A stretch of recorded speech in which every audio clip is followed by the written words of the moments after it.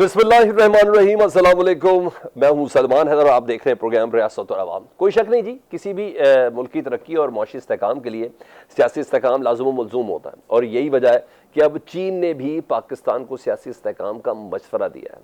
कल पाक चीन मुशावरती मैकेनिज़्म इजलास था जी, उससे खिताब हुआ। चीनी वजीर ये कहते हैं कि इदारों और सियासी जमातों को मिलकर चलना होगा पाकिस्तान में, मगर हमें हुकूमत और अपोजिशन दोनों की जानिब से सियासी अदम इस्तेहकाम के खात्मे की संजीदा कोशिशें नजर नहीं आ रही हैं। तहरीक इंसाफ यहाँ कभी मुज़ाकरात के लिए हाँ करती है तो कभी ना, और हुकूमत भी बयानात की हद तक तो मुज़ाकरात की दावत दे रही है, मगर अमली तौर पर कुछ भी नहीं कर रही। ऐसे में सवाल यह है कि मुल्क में सियासी इस्तेहकाम कैसे आएगा, और क्या चीन तमाम स्टेक होल्डर्स बशमूल तहरीक इंसाफ को एक पेज पर लाने में कोई किरदार अदा कर रहा है या करेगा, ये सवाल है आज का। इसके अलावा नून लीग और पीपल्स पार्टी में सो कॉल्ड कहा जा रहा है कि नूरा कुश्ती है, क्योंकि जब फैसल वाडा साहब जैसे सेनेटर ये कहें कि डंके की चोट पर बजट मंजूर होगा, कोई रोक ही नहीं सकता, तो फिर हम इसको नूरा कुश्ती कह सकते हैं। इसमें एक बड़ा ब्रेक थ्रू आया और लग रहा है कि मामला हल हो गए हैं। इस हवाले से हतमी ऐलान तो अभी नहीं हुआ, मगर पीपल्स पार्टी के बजट इजलास में शिरकत से ये इशारा जरूर मिल रहा है। हाँ, अलबत्ता नून लीग के सीनियर रहनुमा जावेद लतीफ़ साहब, उनका कहना है कि जिन्होंने ये सिस्टम अरेंज किया है वो इत्तेहादियों को भी इकट्ठा रखेंगे। जिन्होंने ये सिस्टम अरेंज किया है कोई इधर उधर नहीं होगा। यानी जावेद लतीफ़ साहब इशारा करें कि जैसे पीटीआई अपने नंबर्स पूरे करती थी, इस तरह हमारे भी हो जाएंगे। दूसरी जानिब आजकल नून लीग के साबिक रहनुमा मोहम्मद ज़ुबैर साहब के जो इंकशाफात है ना, और उससे भरपूर जो इंटरव्यू है, वो हॉट टॉपिक बना हुआ है, और अभी तक बाकायदा तौर पर मुस्लिम लीग नून की तरफ से कोई तरदीद नहीं आई, कोई वजाहत नहीं आई। चाहे इसके कि नवाज शरीफ साहब के ऊपर एलिगेशन है, चाहे इसके शहबाज शरीफ साहब के ऊपर वो इल्ज़ाम लगा रहे हैं, चाहे इसके कि मरियम नवाज साहबा से मुतल्लिक कहने की खुफिया मुलाकातें उनकी साबिक आर्मी चीफ से हुई हैं। तो बहरहाल तहरीक इंसाफ के मरकज़ी जो जनरल सेक्रेटरी इत्तलात है रऊफ़ हसन, उन्होंने एक प्रेस कॉन्फ्रेंस की है और सुप्रीम कोर्ट से मोहम्मद ज़ुबैर के इंटरव्यू के खुद नोटिस लेने का मुतालबा किया है, और कहा है कि सुप्रीम कोर्ट इस मामले की तहकीकात के लिए कमीशन भी तश्कील दे। आईन पाकिस्तान की खिलाफ वर्जी हुई है, साजिश पर मुलविस अफराद को सजा दी जाए। आइन की खिलाफ वर्जी का मामला नज़रअंदाज नहीं किया जा सकता। इसके अलावा पाकिस्तान तहरीक इंसाफ के अरकान पार्लियामेंट ने बानी पीटीआई की रिहाई के लिए कौमी असम्बली से इलेक्शन कमीशन की रिहाई के लिए रैली भी निकाली, जिसमें चीफ इलेक्शन कमिश्नर और चारों मेंबरान से मुस्ताफ़ी होने का मुतालबा भी किया गया है। पाकिस्तान तहरीक इंसाफ की एक सीनियर रहनुमा शहरियार आफरीदी, उनके इस्तीफे की अफवाहें ज़ेर गर्दिश है। उन्होंने आज सर पर भी कहा कि शायद ये मेरा आखिरी दिन हो इधर, ये उन्होंने ज़रूर कहा, लेकिन पाकिस्तान तहरीक इंसाफ के जो दीगर रहनुमा है वो कह रहे हैं कि हम ऐसा होने नहीं देंगे। अपनी ज़ौजा और अपनी साहबजादी के ऊपर के साथ जो सलूक रवा रखा गया, थानों में बंद करके घसीटा जिस तरह किया, उसका जब वो जिक्र कर रहे थे।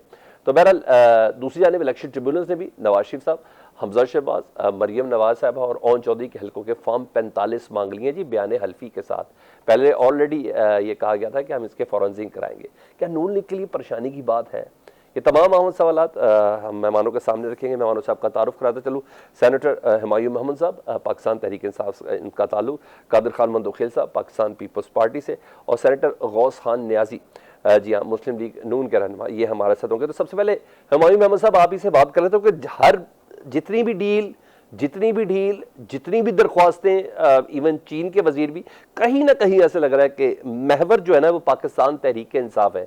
इवन मुस्लिम लीग नून भी कोई अगर जिसको सो कॉल्ड नूरों का कुश्ती कह लें आप, पीपल्स पार्टी के साथ है या मौलाना फजल रहमान साहब के साथ है, हर एक के पास, चाहे पीपल्स पार्टी हो चाहे मौलाना फजल रहमान हो, हर एक के पास रोब पाकिस्तान तहरीक इंसाफ का ही है। अब तो चीन भी कह रहा है सर, सियासी जमातें आपस में बैठे हैं, अगर मुल्क की तरक्की चाहिए, इस्तेहकाम चाहिए, तो आप क्यों नहीं बैठ रहे सर? बिस्मिल्लाहिर्रहमानिर्रहीम, इय्याका नाबुदु व इय्याका नस्तईन। देखिए, इस तरह है कि सबको पता है कि पाकिस्तान तहरीक इंसाफ ने एक्चुअली 2/3 मेजॉरिटी के साथ है। सबको पता है कि पाकिस्तान तहरीक इंसाफ की मकबूलियत 70-80% है। मंदोखेल साहब ने ऑलरेडी PMLN वालों को चैलेंज दिया हुआ है कि लाहौर समेत उन्होंने कहा हुआ है कि कोई कुरान के ऊपर हल्फ लेकर बता दे कि क्या PTI वाले उनसे नहीं जीते थे, तो वो तो अपनी जगह पर है। लेकिन जो इम्पोर्टेंट चीज़ है, देखिए, मंदोखेल साहब तो एक और पॉलिटिकल पार्टी के हैं, मैं भी किसी और पॉलिटिकल पार्टी का हूँ, लेकिन पाकिस्तान जो मुस्लिम लीग नून के जो दो सबसे बड़े सरबराह समझे जाते हैं, एक मियाँ नवाज शरीफ साहब और दूसरी मरियम नवाज साहिबा, इन दोनों के ये मुश्तरका स्पोक्स पर्सन ज़ुबैर साहब, उन्होंने 2-3 बातें की हैं। जो कि इंपॉर्टेंट है और वो असल प्रॉब्लम है। एक, उन्होंने कहा था कि ये बहुत पहले बाजवा साहब इनसे मिल चुके थे। दैट मीन्स कि बाजवा साहब ने ऑलरेडी आइन की खिलाफ वर्जी की है। फिर उसके बाद ये याद रखिए कि मरियम नवाज साहिबा ने उनको कहा कि ये शहबाज शरीफ को भी नहीं बताना, और यही वजह थी कि शहबाज शरीफ साहब फिर डिग्गी में बैठकर गए थे पता करने के लिए कि हो क्या रहा था। ठीक है, अच्छा, फिर जो एक और चीज जो उन्होंने बताई है, और ये बहुत ज्यादा कंसर्न वाली बात है, और इस पे तो मुझे नहीं पता कि इस पे क्या होना चाहिए, वो ये है कि उन्होंने कहा है कि जो दोनों सूबों के जो इलेक्शंस जब वो डिसॉल्व हुए थे, और उसके साथ साथ जो नेशनल असेंबली से जब 100 से ज़्यादा 125 130 लोग जब असेंबलियों से इस्तीफा दे दिया था, तो उन्होंने जानबूझकर नहीं कराए ये इलेक्शन। वो इसलिए नहीं कराया कि उनको पता था कि ये सारी सीटें पीटीआई जीतेगी। उनके अल्फाज हैं कि पंजाब में और केपी में इसलिए नहीं कराने थे कि तकरीबन 70 to 80% सीटें पीटीआई ने जीतनी थी। ठीक है, इस वजह से उन्होंने इलेक्शन नहीं कराए, और इसमें इसका मतलब यह है इलेक्शन कमीशन और उस वक्त की पंजाब और उस वक्त की फेडरल गवर्नमेंट और उस वक्त की केपी गवर्नमेंट, ये चारों के चारों इसके अंदर डायरेक्टली मुलव्विस है। तो अब सवाल उठता है, वैसे तो मरियम साहिबा ने बड़े अच्छे तरीके से कहा हुआ है ऑलरेडी कि उनको अच्छी तरीके से पता है कि किस तरीके से हुकूमत ली जाती है। 3 चीज़ों को उन्होंने कहा था। एक उन्होंने कहा था हाथ बांधने का, दूसरा उन्होंने कहा था सेल्फ रिस्पेक्ट का, तीसरा उन्होंने कहा था जूते पॉलिश करने का। तो सेल्फ रिस्पेक्ट का तो उनको शायद ज़्यादा प्रॉब्लम ना हो, लेकिन बाकी 2 चीज़ें तो वो बड़ी आराम से। मोहम्मद साहब, आप भी कह रहे हैं कि आज वो बैठे हुए हैं। मोहम्मद साहब, आप भी कहते हैं कि बात हमने एस्टेब्लिशमेंट से करनी है। अगर मुबैना तौर पर मोहम्मद ज़ुबैर साहब की बात अगर दुरुस्त तस्वुर की जाए कि आर्मी चीफ के साथ डील हुई थी उस वक्त की मियां मोहम्मद नवाज शरीफ साहब की, तो वो भी तो एस्टेब्लिशमेंट से ही बात कर रहे थे ना। तो इसका मतलब है आप भी वही चाह रहे हैं जो मियां मोहम्मद नवाज शरीफ साहब चाह रहे हैं। देखिए अभी मुझे अभी आपने जो बात बताया, जावेद लतीफ़ साहब क्या कह रहे हैं? जावेद लतीफ़ साहब क्या कह रहे हैं? जिन्होंने अरेंज वो ये कह रहे हैं कि सारी ताकत तो उनके पास है, वही करने। इन लोगों ने जब ये अपने वजीर तक नहीं लगा सकते, तो मुझे एक बात बताए, जो बंदा वजीर नहीं लगा सकता मैं उससे बात करके क्या करूंगा? आप मुझे बताया, जब आपने चीन ये लोग गए थे, आपने वहां पे तस्वीरें देखी थी कि उसमें पता चल रहा था कि पावर किसके पास है जब शेक हैंड्स हो रही थी। आपने भी देखी, मैंने भी देखी। देखिए बात ये हो जाती है, और at the end of the day मेरी नजर में सारे पॉलिटिशियंस को बात करनी चाहिए, लेकिन 2 इदारे ऐसे हैं जिन 2 इदारों ने पाकिस्तान के अंदर पॉलिटिकली बहुत ज्यादा इंटरफेरेंस किए, एक अदलिया और दूसरी एस्टैब्लिशमेंट। ठीक है, इन दोनों के साथ बात करना जरूरी है, बिकॉज मेरी नजर में पाकिस्तान में आज तक जो चीज खराब हो रही है उनमें ये दोनों सरे फहरिस्त है मेरी नजर में। नहीं, आजकल आप जगह पे तो भी कर रही है ना। मुझे क्यों ऐसा लग रहा है कि पाकिस्तान पीपल्स पार्टी की फर्स्ट ईयर की नहीं से तो सेकंड ईयर की जो क्यादत है ना, वो पीटीआई की क्यादत या पीटीआई के मौकफ को टो कर रही है। कादिर मंदोखेल साहब से बात करता हूं। कादिर साहब, आपने तो मुतालबा ही कर दिया है नवाज शरीफ साहब का, शहबाज शरीफ साहब का, ओन चौधरी साहब का, अता तारड़ साहब का कि ये कुरान पे हलफ दे दें। यानी आपको इतना यकीन है कि ये लोग जीते हुए नहीं है? नहीं तो ये तो आप मीडिया सब कह रहे हैं कि नवाज शरीफ साहब, शहबाज शरीफ या मरियम साहिबा हारी हुई है 70 हज़ार वोटों से। तो मैंने ये उस वक्त ये सवाल किया था, मेरे ख्याल में मोमन साहब ने वो वीडियो देखी है। ठीक है, उस वक्त मैंने ये कहा कि अगर कहते हैं कि शहबाज शरीफ साहब हारा हुआ है तो अता तारड़ कैसे जीत सकता है बिलावल साहब के मुकाबले में? ठीक है, तो इधर कुरान पे हाथ रख के बताते। आज भी मैं कहता हूँ अता तारड़ साहब कुरान पे हाथ रख के बता दे कि अगर वो उनका कायद हारा हुआ है तो वो कैसे जीता हुआ है। यानी आप ये मैंने सवाल किया, तो जवाब करूंगा और आइंदा भी करता रहूंगा। नहीं, मैं ये कह रहा हूँ कि आपका ये सवाल बिल्कुल बजा है, और आप कह रहे मीडिया ये रेस करता है, तो मीडिया के कहने से क्या फर्क पड़ता है? सर, आपके कहने से फर्क पड़ता है। आप लोग के तादी हैं, आप लोगों के वोटों से ये वजीर आजम बने, आप लोगों के वोटों से। अच्छा, एक मैंने सवाल कर लिए। मैं ये पूछ रहा हूँ, ये सवाल में आपका शक है? इस सवाल में आपका शक है कि आपको यकीन है कि मियां मोहम्मद नवाज शरीफ, शहबाज शरीफ और ये जो अता तारड़ है ये नहीं जीते हुए?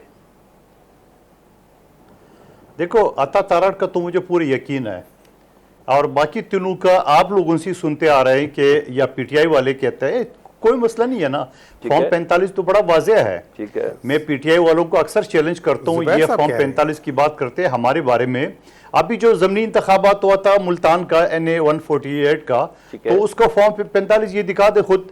तो ये सारी चीज़ें तो है, लेकिन एक सवाल है, अब मोमन साहब जो हवाले दे रहे हैं जुबैर साहब का, जुबैर साहब को तो पार्टी से निकले हुए ज़माना हो गया। वो तो जो बात कहेगा उसके ऊपर कोई किसी को यकीन तो करना भी नहीं चाहिए। चलो अगर वो सच्ची बात भी करता है, क्योंकि सच्ची बात उस वक्त क्यों नहीं कर रहा था जब मुस्लिम लीग नून में था। कोई भी नहीं मगर कहता, आप सर, तो उसका- आज भी कहते हो हमने उनसे बात करनी है। भाई आप तो पीटीआई तो आज भी कहते हैं कि हमने आर्मी चीफ से बात करनी है। ठीक है। तो आप उनकी बातें करके क्या करोगे मुझे बाबा? तो उसके ऊपर तो आप बातें करो खुद, ठीक तो है। आज भी आप मुतालबा करो कि हमने आर्मी चीफ से बात ठीक करनी है। है। तो ये क्या है? ठीक है। अच्छा चले, मुझे सिर्फ ये बता दें कि अब चीन भी कह रहा है आप लोग सियासी जमातें इस्तेकाम लेके आए, बात करें। तो चीन का कहना कोई आम बात तो है नहीं, हमारा मुस्तकबिल उनके साथ जुड़ा हुआ है। तो पीपल्स पार्टी और नून लीग में ही इतना फर्क नजर आ रहा है सर, तो ऐसे में कैसे आगे बात बढ़ेगी? मैं कहाँ पीटीआई की बात करूं आपसे, आप लोग आपस में ही काफी ज्यादा क्लैश है बीच में। देखिए, आपको बिल्कुल मैं आपको दलाइल के साथ बात करूंगा। 16 महीने की हुकूमत में पीडीएम ने, क्योंकि अदम एतमाद की तहरीक भी पीपल्स पार्टी लाई थी पाकिस्तान की दुनिया की तारीख में, 10 दिन 10 रात जो लॉन्ग मार्च था, और है। उसके बाद जाके मुस्लिम लीग नून तो एग्री नहीं हो रही थी। और मुस्लिम लीग नून अल्लाह अल्लाह करके जब एग्री हो गई है, तो उसमें इनका ये फ़ायदा हो गया है कि नवाज शरीफ साहब पाकिस्तान आ गए, 7 मिनट के अंदर उनके केसेस ख़त्म हो गए, नादरा की टीम अंगूठे लगवाने के लिए एयरपोर्ट पहुंच गए, इनको सारी फैसिलिटीज़ मिल गई है। तो अब दूसरी बात ये कि हम ये कहना चाह रहे हैं कि ये सारी चीज़ें तो हो गई है, हमने आपको कंधा दी है, सब कुछ किया है, लेकिन बात ये है कि आपने उस वक्त भी हमारे साथ धोखा किया है। हमारे साथ जो 90% सिंध डूबा हुआ था पानी में, आपने वादे किए, आपसे मुराद शहबाज शरीफ साहब, ठीक है। वो वादा पूरा नहीं कर सका।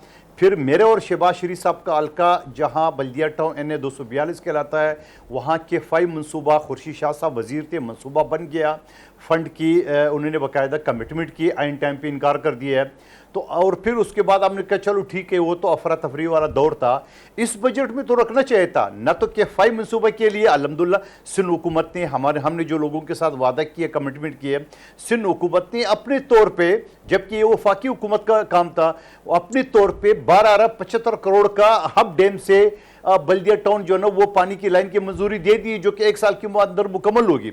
और फिर शहबाज शरीफ साहब आएगा, कितने फिर सालों से है ये में मंसूबा? लड़ूंगा इस पे मैं। कितना बजट लेना है सर? K4 K5 इस पे कितने सालों से ये मंसूबा है?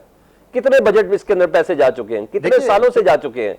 कितनी हुकूमतों से जा चुके हैं? हाँ, वो आप वो जो बात कर रहे हो, आप ये सवाल जो आप उठा रहे हो वो K4 की आप बात कर रहे हो, मैं K5 की बात कर रहा हूँ। ठीक है। K5 हब डैम से बल्दिया टाउन NA 242 लाइन आना था। ठीक है। और अगर शहबाज शरीफ साहब करता उस वक्त ये मनसूबा बढ़ाता कि ताकि ठीक वो बाकी अगली जिलों तक भी जाए 50 अरब का, ठीक लेकिन है। नहीं कर सका। अभी हमने मुख्तसर लाइन जो है ना बल्दिया टाउन के लिए 12 अरब 75 करोड़ का मंजूर करा है, जो कि इसी साल के अंदर इंशाल्लाह मुकम्मल भी हो जाएगा। ठीक है। दूसरा जो K4 की तरफ आपका इशारा है, K4 में पिछली मरतबा भी शहबाज शरीफ साहब ने सिंध हुकूमत ने अपने हिस्से का पैसे कब का दे चुका है। ठीक है। वफाकी हुकूमत ने नहीं दिए, मतलब 17 अरब दिए, जो कि आधे से ज्यादा वो तनख्वाहों में चली गई। तो गंडापुर इस की साल तरह भी आवाज नहीं बुलंद रखा। करें ना सर, तो अली हमारा मीन ये गंडापुर कहना है की तरह कि आवाज आज बुलंद करें। हम तो कर तो रहे ना। तो अभी मैं क्या बोल रहा हूँ आपको, कोई जापानी तो नहीं बोल रहा नहीं सर, हूँ, ये आवाज़ें तो बुलंद कर रहा हूँ। कई सर बिलावल साहब करे ना, जरदारी साहब करे तो इनको सुन ले। आजकल पोजीशन बड़ी नाजुक है नून लीग की। भाई मैं तो जमाने से कर रहा हूँ, असम्बली के अंदर था तब भी उठा रहा था, अभी उठा रहा, हमारे सारे साथी उठा रहा है। बिलावल साहब को क्या NA 242 के लिए जो ना वो लीडर है, वो तो पूरे पाकिस्तान के लिए है। जारी बात करें, हर हल्का हर इलाके का जो उम्मीदवार है या MNA वो अपने इलाके की बात करेंगे। अच्छा, दूसरी बात ये कि जो K4 के साथ जो है ना कराची जहां बूंद बूंद को तरस रही है, तो वहां पे तो वफाकी हुकूमत का कुछ नहीं। अच्छा, फिर उसके साथ साथ जो 90% सिंध पानी से डूबा हुआ था सैलाब के, उसमें जहाँ 21 लाख मकानात गरीबों को बना के देना था, उसमें वफाकी हुकूमत ने पहले भी फंड दी थी, अब भी नहीं दिया। ठीक है। उसके अलावा पंजाब में जहां हमारा MP है मैंने, वहां उन अफसरान को लगाया गया जो एंटी पीपल्स पार्टी है। ठीक है। तो हम ये कहना है जो हमारा एहतजाज था, तो ये क्या है? आप ठीक है, मैं सेनेटर साहब से बात कर लेता हूं सर, मैं आपके तादियों से बात सेनेटर गौस खान न्याजी साहब, जो मुझे मंदू खेल साहब के अल्फाज से लग रहा है कि आप लोग ना वोट ले लेते हैं, आप लोग सपोर्ट ले लेते हैं, बजट पास करवा लेते हैं, लेकिन आप लोग धोखा देते हैं। ऐसा क्यों है सर, कैसे चलेगा ये? आपको ऐसा लग रहा है जैसे पीपल्स पार्टी आपको ब्लैकमेल कर रही है, आपकी मजबूरी का फायदा उठा रही है, कि पीपल्स पार्टी सही कह रही है? जी बिस्मिल्लाहिर्रहमानिर्रहीम। कि जी बजट काफ़ी सख्त है, इस हम तो चाहते थे कि आवाम को ज़्यादा रिलीफ मिले, लेकिन इस वक्त हमारी जो मजबूरी IMF वाली है और हमारी मर्जी से सारी चीज़ें नहीं हो रही। IMF का काफ़ी उनकी शराइत है कि नेक्स्ट जो उसने किस्त देनी है उसके लिए ये शराइत रखी है, तो उनको हम कोशिश कर रहे हैं कि कुछ ऐसे कंपनसेट किया जाए। तो इस सिलसिले में शायद ये बदगुमान है पीपल्स पार्टी कि जी हमारा से मशवरा नहीं किया गया और हमें तबाद नहीं दिया गया। देखो पहले हम इकट्ठे चले हैं, 16 महीने चले हैं, 22 महीने इकट्ठे चले हैं और बिल्कुल एक अच्छी फिजा थी। अब भी इंशाल्लाह अच्छी होगी। अब देखो ना, इन्होंने तफाजात का इजहार किया तो शहबाज साहब फौरन जरदारी साहब के पास चले गए। ठीक है। फिर बिलावल साहब परसों जो है वो आ गए शहबाज साहब के साथ। तो ये जो दोनों जो पार्टी है मुस्लिम लीग नून और पीपल्स पार्टी, उसमें किसी किस्म का, ये दोनों जो है जमहूरी पार्टी है। इन्होंने बड़ी बड़ी मारे खाए हैं और हमेशा वो चाहते हैं कि जमहूरी निज़ाम कायम रहे, और इसलिए वो टेबल बैठ के मसले का हल। अच्छा सेनेटर साहब, मैं यहाँ एक सवाल रेज करना चाहता हूँ। आपकी गुफ्तगू में बड़ा डिफेंसिव है as compare to Qadir Mandokhel साहब, अगर हम बात करें, एज कम्पेयर टू अगर हम बात करें पीपल्स पार्टी की दीगर क्यादत। नहीं मैं कतर नहीं सर मैं कतर, मेरी तो तबीयत भी नहीं, ना मेरे प्रोग्राम का मूड भी ऐसा नहीं है। कादिर भाई आप लड़ने के मूड में होते हैं, मैं तो बहुत पुरसुकून रहता हूँ, मुझे अच्छा भी बहुत अच्छे से लगता है। लेकिन सर आप बार बार ब्लैकमेलिंग करें, वो मोहसिन शाहनवाज के चैनल पे आप सर मुझे बाद में तरदीद की सर आप वही अल्फाज कर रहे हो, ब्लैकमेल नहीं मैंने कहा आपको ऐसे बता रहे हैं सर। मैं ये मुझे जब मैंने सवाल को और करना था, लेकिन मैं पहले आपको जवाब दे दूं। जब मुझे फैसल वाडा कहेगा ना कि डंके की चोट पर यह बजट पास होगा, किसी की जरूरत नहीं है इस बजट को रोक सके, तो तब मेरा सवाल यह बनता है कि सर जब इतना डिसाइडेड है तो फिर ये क्यों ऐसी गुफ्तगू हो रही है? खैर मैं गौस खान साहब मैं आपकी तरफ आना चाह रहा हूं। हर चीज IMF के पहलू पे क्यों छोड़ रहे हैं? जिस तरह मैं फॉर इंस्टेंस मैं हर्बल मेडिसिन की बात करूं, पाकिस्तान में ये उग रही हैं, पाकिस्तान में ये जड़ी बूटियां उग रही हैं। अब हकीमों के ऊपर भी टैक्स लगा दिया, अद्वियात के ऊपर भी टैक्स लगा दिया, कुछ चीजों तो छोड़ दे। सोलर का ड्रामा बहुत ज्यादा दिया गया कि हम सोलर पे भी टैक्स लगाना चाह रहे हैं, यानी कुछ चीजें तो छोड़ दे जो पाकिस्तान खुद कर रहा है। क्या IMF ने कहा है कि हर्बल मेडिसिन पर जो बशरकी तरीका इलाज है उसके ऊपर भी टैक्स लगा लो? सोलर पे तो कोई नहीं लगा टैक्स। अलबत्ता ये है कि तमाम लोगों को टैक्स नेट में आना चाहिए, जो रिटेलर हैं या दूसरे हैं आना चाहिए, क्योंकि टैक्स से भी जो सारा काम चलता है। आप देखें ना, इस वक्त तो शायद हम 1100-1200 अरब की टैक्स कलेक्शन उम्मीद है तो हो जाएगी, और नेक्स्ट ईयर हमने टारगेट ज़्यादा रखा है, 2000 से ज़्यादा का रखा है। तो ज़ाहिर है ये जितने पैसे ज़्यादा जमा होंगे, सूबों को ज़्यादा मिलेंगे, सूबे तरक्की करेंगे। मुल्क हमारा जो है, जब तक हमारे ये कर्जे उतरते नहीं है, इंशाल्लाह एक वक्त आएगा, अगर ये सिस्टम तो सच चलता रहा। मैं बिल्कुल इसकी थोड़ी डिटेल आपसे मजीद लेनी भी है, लेकिन मैंने एक ब्रेक लेनी है। ब्रेक बाद सेनेटर हुमायूं महमूद साहब से बात करनी है। तो एक ज़बरदस्त किस्म की जिसमें चीन के वजीर भी उसमें मौजूद थे। अल्लाह का शुक्र कि तमाम पाकिस्तानी सियासी जमातों के कायद और मौजूद थे, नहीं तो रिप्रेजेंटेटिव मौजूद थे। पाकिस्तान तहरीक इंसाफ की रिप्रेजेंटेशन भी थी बैरिस्टर साहब की शक्ल में। उससे मुतल्लिक हम जानना चाहेंगे क्या इमरान खान साहब से पूछ के हुई या कोई ख़ास रब्ता हुआ इस ब्रेक के बाद?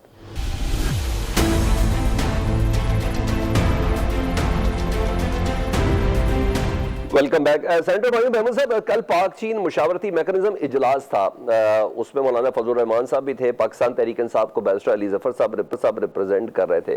चलो इतनी बात तो खुशाइंद है कि जहां मामला पाकिस्तान का है ना, और तमाम सियासी जमातें एक हैं, बस सिर्फ उस पर आके चीन को के साथ इज़हार यकजहती करना था, बताना था कि हम सब एक प्लेटफॉर्म पर हैं, बस इतना ही काफ़ी था कि इसके लिए पूरी एक स्ट्रेटजी डेवलप की गई है। इस प्लेटफॉर्म को हम किसी और अच्छी जगह पर भी इस्तेमाल कर सकते हैं। देखिए, इस तरह ये मेरे लिहाज से ये बिल्कुल गलत बात है कि सिर्फ इस प्लेटफॉर्म के लिए, पाकिस्तान के लिए, एक्चुअली पाकिस्तान तहरीक इंसाफ ने आज तक जो भी कहा है वो पाकिस्तान के लिए ही कहा है।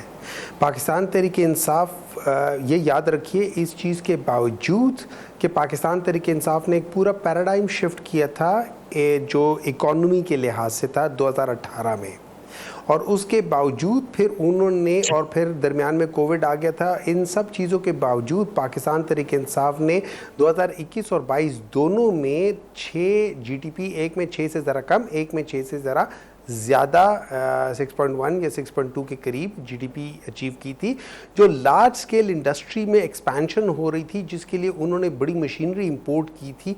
आज वही सारी जो इंडस्ट्री है वो मशीन वापस बेचना शुरू कर दिया है।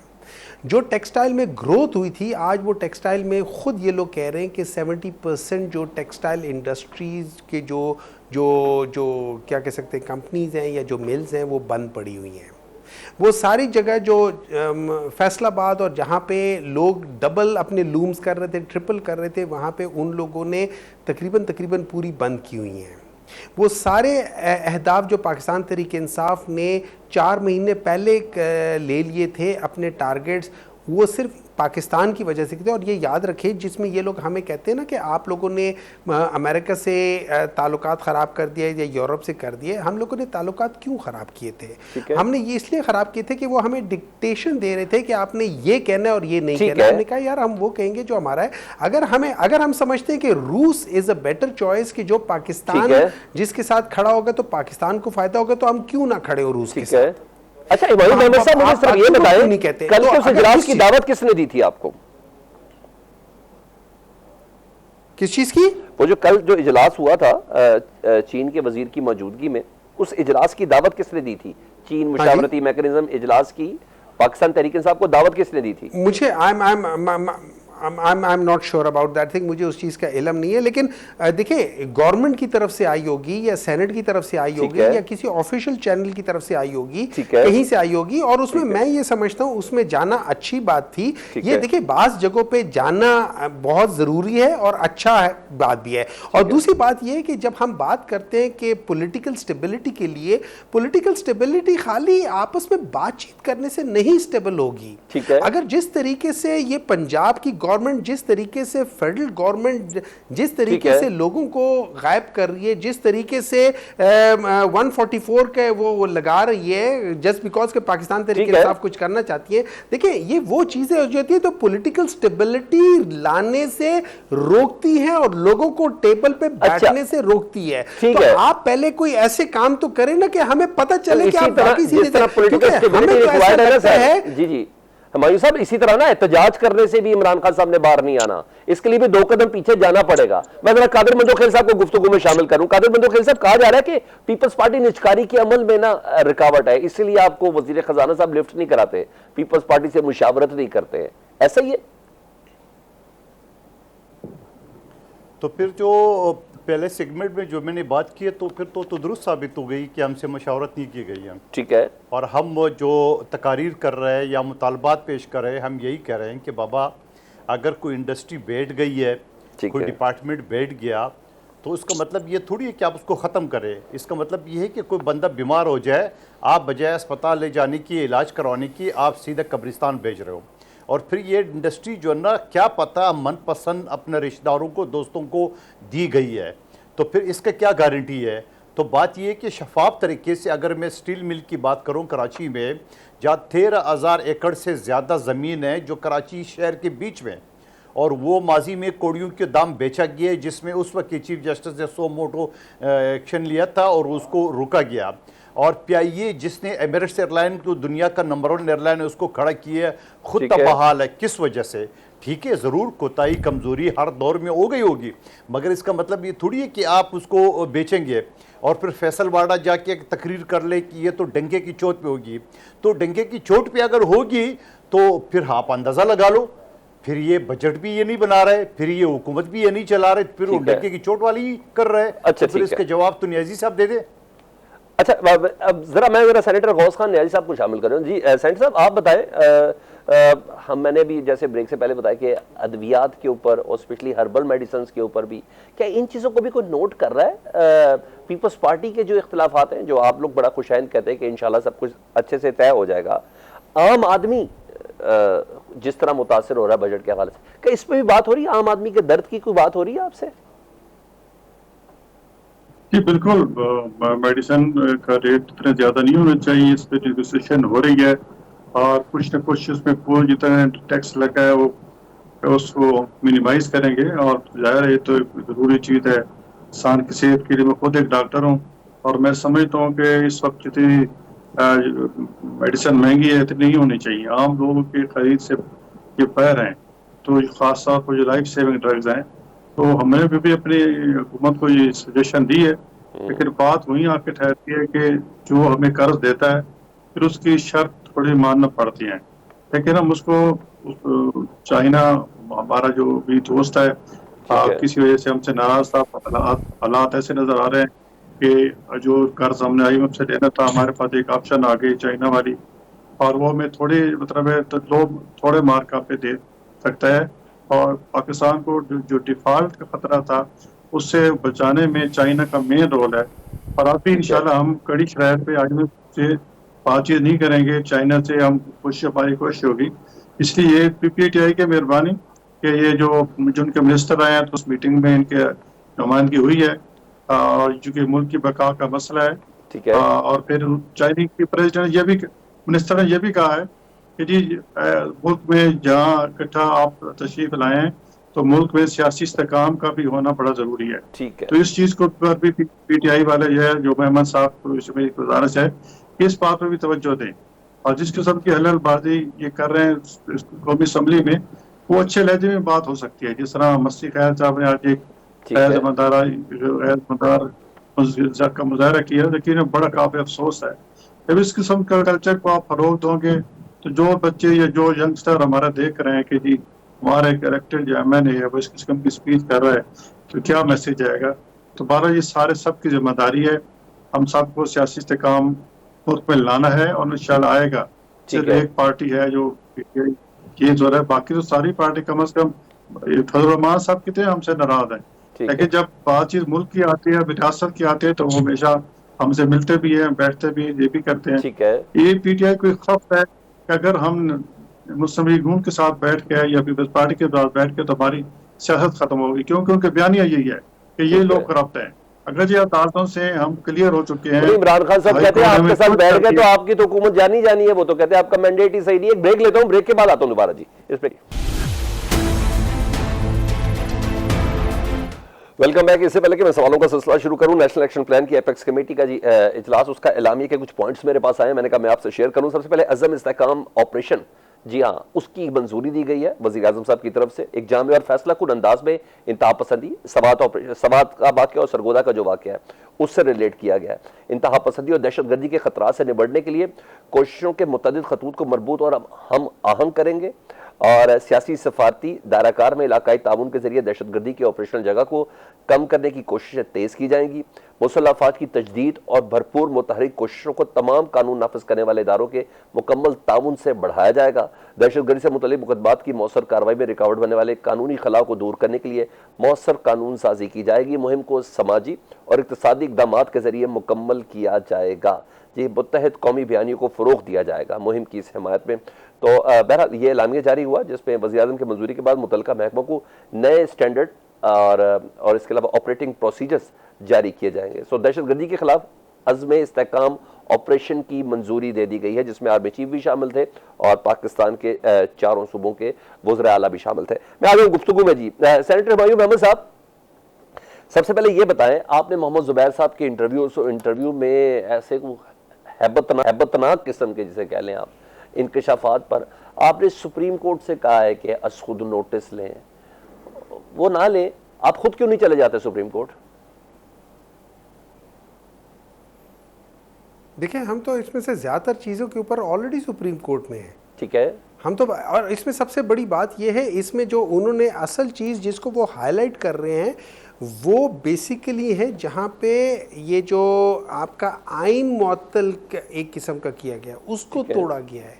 चाहे वो दो सूबों के इलेक्शंस के लिहाज से था, चाहे वो इनकम्प्लीट पार्लियामेंट के लिहाज से थी, चाहे वो सारी चीज़ें, और जिस लिहाज से उन्होंने जनरल बाजवा का कहा हुआ है कि किस तरीके से वो इन्वॉल्व थे विद मियां नवाज शरीफ और मरियम नवाज साहिबा के साथ, ये सारी चीज़ें वो बता रहे थे। और वो कह रहे थे कि मैं तो मतलब इस लिहाज से था कि ये ऐसी चीज़ें थी कि मरियम नवाज़ मुझे कह रही थी अब तुम इसको हैंडल करो, और इसके बाद जब इनकी सारी पार्टी उनके ऊपर बुरा भला उनको कह रही थी, उस वक्त मियां नवाज शरीफ साहब ने इनको अपना वो बना दिया था, अपना भी और मरियम नवाज ने अपना स्पोक्स पर्सन बना दिया था। तो जो भी वो कह रहे थे इसका मतलब है वो सही कह रहे थे। लेकिन देखिए मैं एक बात कमेंट करना चाहता हूँ, वो ये अभी हम अब जो IMF की बात कर रहे थे, देखिए IMF बेसिकली सिंपल एक चीज़ कहते हैं, अपने अखराजात कम करो, अपने जो है ना इनकम बढ़ाओ। ये लोग क्या कर रहे हैं, ये अपने अखराजात कम नहीं कर रहे।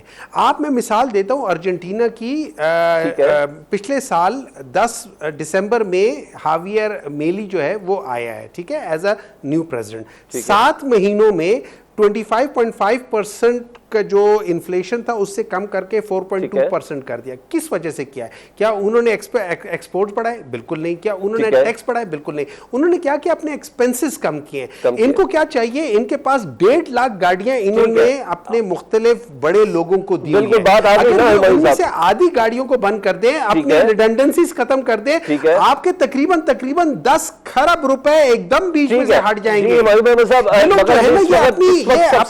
मजों के बेसिस पे जी बिल्कुल। इस वक्त सबसे बड़ा चैलेंज यही है कि बजट पास होगा। इस वक्त सबसे बड़ा चैलेंज ये है कि बजट पास होगा। अच्छा, एक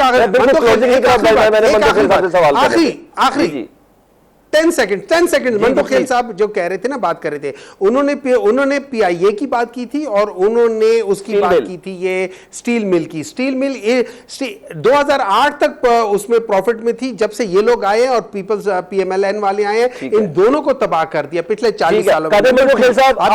पाकिस्तान को जो 2 चीजें तबाह कर रही हैं वो इलेक्ट्रिसिटी है। जिस तरीके से इन लोगों ने IPPs के साथ मुआहदे किए, पाकिस्तान को इन लोगों ने तबाह किया है। आप रिस्पॉन्ड करेंगे?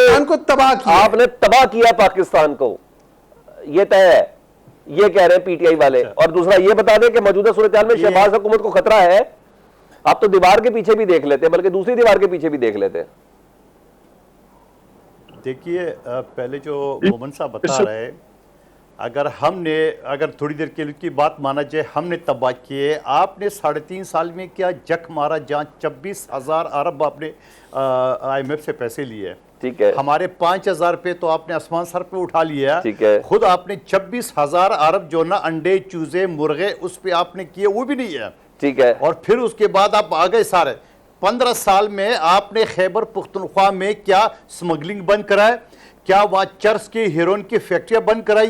क्या आपने वहाँ पे जो नाजायज असले के कारखाने वो बंद कराए? क्या वहाँ पे आपने जो स्मगलिंग की गाड़ी है, सारी चीज हुई, आज 16वां साल है, 11वां साल है, आपने वो खत्म नहीं करा सके। ये आपका कारकर्दगी है। अच्छा बताइए, शहबाज हुकूमत खतरे में है? कादी साहब मैं बिल्कुल आखिरी मिनट में आपसे रिक्वेस्ट करूंगा, क्या शहबाज हुकूमत खतरे में है? मेरे ख्याल में शहबाज शरीफ साहब की हुकूमत का पहले साल ये हाल है, आखिरी साल क्या होगा? तो मैं ये समझ रहा हूँ कि बिल्कुल खतरे में। अगर पहले साल इनका यही हाल है कि हर चीज जो है ना वो बिल्कुल अपने इत्यादियों को इन्होंने पूछा तक नहीं है, और इनके लोग मीडिया पे आके झूठ बोलते हैं कि हमारे आपका पहला साल बहुत बुरा है और यही आखिरी साल भी साबित हो सकता है। आपके तादी ये कह रहे हैं, आप क्यों नहीं हकीकत को तस्लीम कर रहे हैं, ये मुझे बता दें। ऊपर से आपके फॉर्म 45 मांगना शुरू कर दिए इलेक्शन ट्रिब्यूनल ने। खतरे की घंटी तो है ना, प्लीज रिस्पॉन्ड कर दें। ये नहीं, ये मंदोखैर साहब ऐसे नाराज हैं और ये चाह रहे हैं कि जी अपने मुतालबात बनवाना चाह रहे हैं। कोई ऐसी बात नहीं है। अच्छा। अगर ये बात होती तो फिर वो जो बिलावल साहब जो है ना वो शहबाज साहब के बाद ना आते। तो इनको कई चीजों का शायद इल्म नहीं है। इंशाल्लाह ये हुकूमत 5 साल पूरे करेगी, इंशाल्लाह हमारा मुल्क तरक्की करेगा। CPEC भी उसी तरह तेजी से साथ चलेगा और इंशाल्लाह हम IMF से मुकम्मल तौर पर निजात पा लेंगे। और हम जो भी कह रहे हैं खर्चे काम करें, तो हमने तो बहुत से महकमे खत्म कर दिए। अच्छा, बिल्कुल ये दुआ है कि जी मुल्क पाकिस्तान तरक्की करे। और क्यों मुझे ऐसा लग रहा है कि नून लीग और पीपल्स पार्टी के मामला कुश्ती नीचे हो रही है, लेकिन नूरे बहुत ऊपर है। सलमान हद को इजाज़त दीजिए, अल्लाह हाफिज।